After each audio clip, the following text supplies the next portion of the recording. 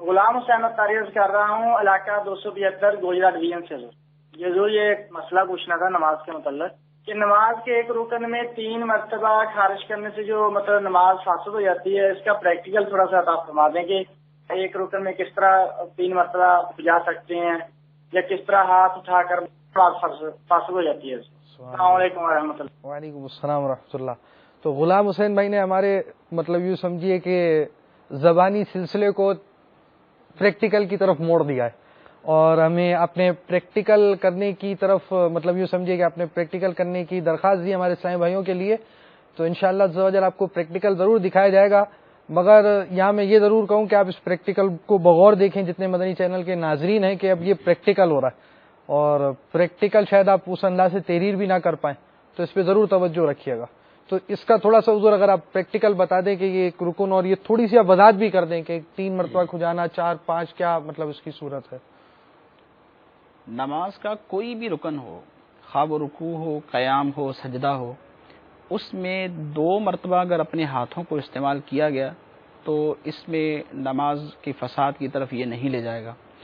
البتہ فقہاء کرام فرماتے ہیں کہ اگر تیسری دفعہ اس نے اپنے ہاتھ کو استعمال کیا تو اس سے نماز میں فساد پیدا ہوگا، اور اس کی صورت آپ اس طریقے سے سمجھ سکتے ہیں جیسے قیام میں کوئی شخص اپنے ہاتھوں کو باندھ کر کھڑا ہے،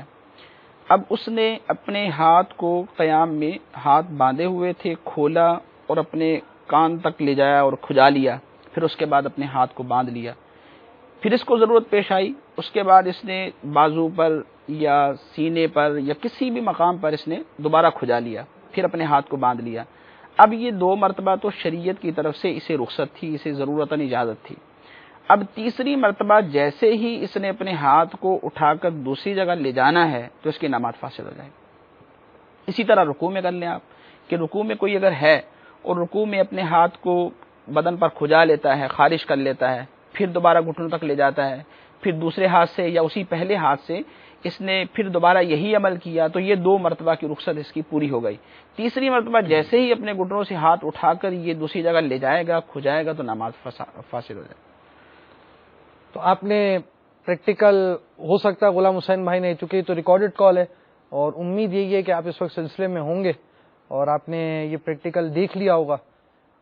تو بہت سے پریکٹیکل اور بھی باقی ہیں، تو مدنی چینل کے ناظرین تیار ہو جائیں مدنی قافلوں کے لیے۔ انشاءاللہ عز و جل آپ کو بہت سے پریکٹیکل ملیں گے۔ اب یہ نماز کا بھی پریکٹیکل ہے، بس اوقات وہاں وضو کا عملی طریقہ بھی سکھایا جاتا ہے۔ اب عملی طریقہ وضو خانے پر اس کے اپنے معاملات ہیں، اور غسل کے احکام بھی سکھائے جاتے ہیں۔ یعنی آپ مدنی قافلے میں سفر کریں گے تو مدنی قافلے میں ایک حلقہ تو باقاعدہ ایسا ہے جس کے اندر نماز کے احکام سکھائے جاتے ہیں، اور دوسرا ایک حلقہ وہ بھی ہے کہ جس کے اندر سنت آداب سکھائی جاتی ہیں۔ تو نماز عملی طور پر پڑھنے کا طریقہ بھی اور نماز کی عادت بھی بناتا ہے مدنی قافلہ۔ یعنی ہماری ایک تعداد کو تو نماز کی بھی عادت نہیں ہے، تو اگر ہم مدنی قافلے میں سفر کریں گے تو انشاءاللہ عز و جل فرائض و واجبات پر عمل کرنے کے ساتھ ساتھ نماز باجماعت ادا کرنے کے ساتھ ساتھ انشاءاللہ عز و جل تہجد اور دیگر نوافل پڑھنے کی بھی سعادت ملے گی، سنت قبلیہ کی بھی سعادت ملے گی۔